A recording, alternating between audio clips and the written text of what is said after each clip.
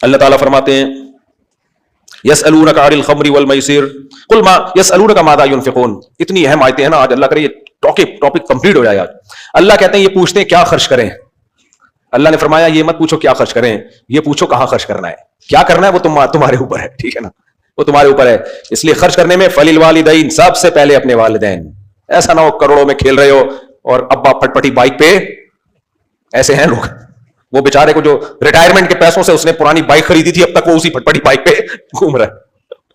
تو سب سے پہلے کیا, اما کے دانت لگوا دو. میں نے دیکھا ہے بعض لوگ کروڑ پتی ہوتے ہیں, اما کے دانت ہی نہیں ہیں. ابے تو اپنے پیسے سے دانت لگا دے, کم سے کم مسکراتے ہوئے تو اچھی لگے گی نا. وہ ایسے ایسے کنجوس ہے نا مارکیٹ میں, اللہ کی پناہ. تو ابا اور اما سب سے پہلے اللہ کہتے ہیں کس پہ خرچ کرو, بولو ان پہ. یعنی شران تو جب ضروری ہے جب وہ مالدار نہ ہو. اگر مالدار ہیں تو پھر ان پہ ضروری نہیں ہے, پھر ویسے ہی ہدیے تحفے دے دیا کرو.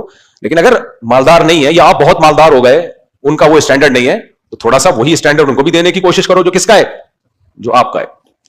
اچھا بھائی, اور والاقربین, اس کے بعد رشتہ دار, قریب سے قریب تر. بیوی بچے تو ہیں ہی نا, ان کا اللہ نے اس لیے الگ سے ذکر نہیں کیا, وہ تو سب سے پہلے اسلام میں ہے ہی. اور پھر جو ہے قریب سے قریب تر, جو جتنا قریبی رشتہ ہوگا. پھر یتامہ, یتیموں پر, جو قریبی رشتہ دار میں جو یتیم ہے اس کا حق دوسروں سے زیادہ ہے. بھتیجا ہے, بھانجا ہے, وہ یتیم ہو گیا تو اس کا حق زیادہ ہے. والمساکین, عام غریبوں پہ خرچ کرو. وابن السبیل, مسافروں پہ خرچ کرو. پہلے زمانے میں مسافر بیچارہ بے یار و مددگار ہوتا تھا. آج کل کے مسافر تو بائی ایئر ٹکٹ پہ آتے ہیں, ہوٹل بک کراتے ہیں, ایسا نہ ان کو زکات دینے چلے جائیں آپ لوگ, ٹھیک ہے. پہلے زمانے میں سفر کے بعد آدمی بدحال ہوتا تھا.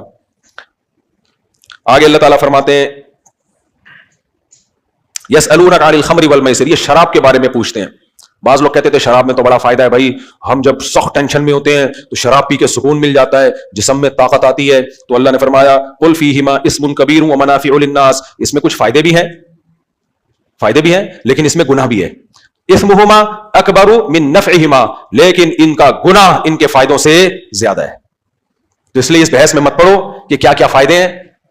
اللہ کی طرف سے ایک قطرہ بھی شراب کا حرام ہے, بس اللیگل. مسلمان کے لیے اتنا کافی ہے, زیادہ افلاطون بننے کی ضرورت. یہ جو ہے نا ایکچولی کر کے غامدی صاحب نے نہیں بہت ساری دن تصویریں غامدی صاحب یوں بیٹھے ہوئے, کسی نیچے کمنٹ کیے ہوئے تھے یہ پریشان ہے کہ 2-4 چیزیں حلال رہ گئی ہیں, وہ کیسے 2-4 چیزیں اسلام میں حرام رہ گئی ہیں, وہ میں کیسے حلال کر دوں, ہو نہیں پا رہی.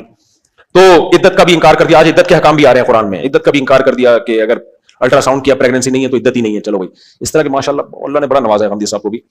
تو بڑی ہمت کی بات ہے ویسے یار. ان کے جو داماد ہیں وہ ماشاءاللہ ان سے بھی 2 ہاتھ آگے. عدت کی آیتوں کا انکار کر دیا کہ پہلے زمانے میں تو اصل میں پتہ نہیں چلتا تھا نا کہ پریگننسی ہے یا نہیں ہے, تو اس لیے شریعت نے عدت کا حکم دیا تاکہ پتہ چل جائے کہ پریگننسی نہیں ہے. اور بھائی پھر قرآن 3 حیض کا حکم کیوں دے رہا ہے؟ پریگننسی کا تو 1 حیض سے پتہ چل جاتا ہے کہ ہے کہ نہیں ہے. بیوہ کو 4 مہینے 10 دن کیوں بٹھا رہا ہے؟ اس کو کیوں نہیں کہہ دیا 1 حیض 2 حیض 3 حیض؟ تو بس لاتے رہو مارکیٹ میں, کچھ بھی لے آؤ. لوگ بیٹھے ہوئے ہیں قبول کرنے کے لیے. خیر, لیکن بہرحال میں غامدی صاحب کی ایک چیز کی تعریف کرتا ہوں, اخلاق اچھے ہیں, بات کرنے کی تمیز ہے. چلو یہ چیز سیکھ لو غامدی صاحب سے. دین نہیں سیکھو بھائی, دین علماء سے سیکھا جاتا ہے. اگر آپ کو میرے جیسا مولوی پسند نہیں ہے کسی دوسرے عالم سے سیکھ لو. بڑے بڑے علماء ہیں, حضرت مفتی تقی صاحب ہیں, دوسرے ہیں. میں تو شادیوں کی باتیں کرتا ہوں, لطیفے بھی سناتا ہوں. لوگ کہتے ہیں یہ نہیں چاہیے ہمیں, لیکن میں نہیں چاہیے, چھوڑ دو ہمیں, سنو علماء ہی کو. خالی ہم پہ تھوڑی سارا دین نازل ہوا ہے, ہم غلط بھی ہو سکتے ہیں. دوسرے علماء کو سنو جو بڑے بڑے علماء ہیں, مفتی تقی صاحب ہیں اور مولانا طارق صاحب کے تو اصلاحی بیانات ہوتے ہیں نا, وہ تو مسائل کی بات ہی نہیں کرتے. زیادہ تر علماء میڈیا پہ ہے نہیں, یہ بڑا مسئلہ ہے.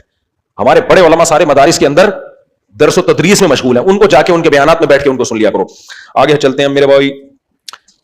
تو اللہ نے فرمایا شراب کی بحث میں مت پڑو کہ یہ فائدہ ہے نقصان ہے حرام ہے, بس مسلمان کے لیے اتنا کافی ہے. آگے اللہ تعالیٰ فرماتے ہیں صحابہ کرام نے یتیموں کے بارے میں بڑا ڈرا کرتے تھے کہ یتیم کا مال اللہ نے حرام کر دیا. اب یتیم بچے کو پال رہے ہیں تو اس کا راشن کیسے الگ کریں, اس کی روٹی الگ پکے گی, یہ تو بڑا مسئلہ ہو گیا نا. تو اللہ نے کہا کوئی بات نہیں, اس کا نان نفقہ اپنے نان نفقے کے ساتھ مکس کر لو, لیکن اس نیت سے نہیں کہ میں اس کا زیادہ کھا جاؤں گا, اس کا زیادہ کھا, بلکہ اس نیت کے ساتھ کہ ملا جلا برابر برابر کھا لیں گے. اب کون ایک ایک پائی کا حساب رکھے, مشکل ہے. باقی اللہ فرماتے ہیں واللہ یعلم المفسد من المصلح, اللہ کو پتا ہے, اللہ سے نہیں چھپ سکتے کہ کس کی نیت میں کھوٹ ہے اور کون ٹینشن سے بچنے کے لیے کر رہا ہے. بعض اوقات نیت میں کھوٹ ہوتا ہے, سب ملا کے کھا لیا, جو مدسلہ لا لیا, جو سامنے آیا کھا لیا. آپ نے دیکھا ہوگا نا بوٹیاں رکھی ہوئی ہوتی ہیں برتن میں, یوں گھما لی, یوں کر کے ادھر سے کھا لی, پھر یوں گھما کے دوبارہ یہ والی بھی کھا لی. صحیح ہے نا.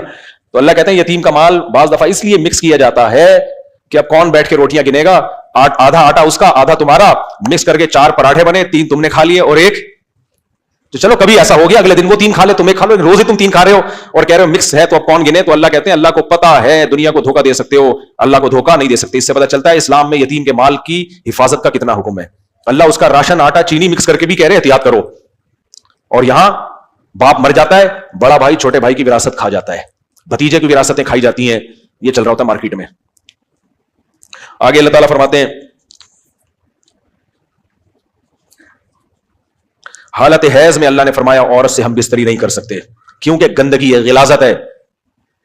وجہ کیا اللہ نے بیان کی؟ غلاظت, گندگی ہے اس میں. اور آگے اللہ فرماتے ہیں ان اللہ یحب التوابین ویحب المتطہرین, اللہ توبہ کرنے والوں کو اور پاک صاف رہنے والوں کو پسند کرتا ہے. حالت حیض میں جمع کرنا غلاظت اور گندگی. اسی طرح حیا کے خلاف مسئلہ ہے, پچھلے راستے میں جمع کرنا بھی حرام ہے کیونکہ وہ بھی کیا ہے, وہ حیض سے زیادہ گندگی ہے, حیض سے زیادہ گندگی ہے, یہ بھی حرام اور گناہ کبیرہ ہے. تو طہارت کی حالت میں جب عورت حیض سے پاک ہو جائے تو اس کے پاس جایا جا سکتا ہے, ادروائز اس سے ہم بستری اسلام میں حرام ہے. اور وجہ اللہ نے بیان کی اللہ کو پاکیزہ لوگ پسند ہیں, گندگیوں والے لوگ اللہ کو پسند نہیں ہے.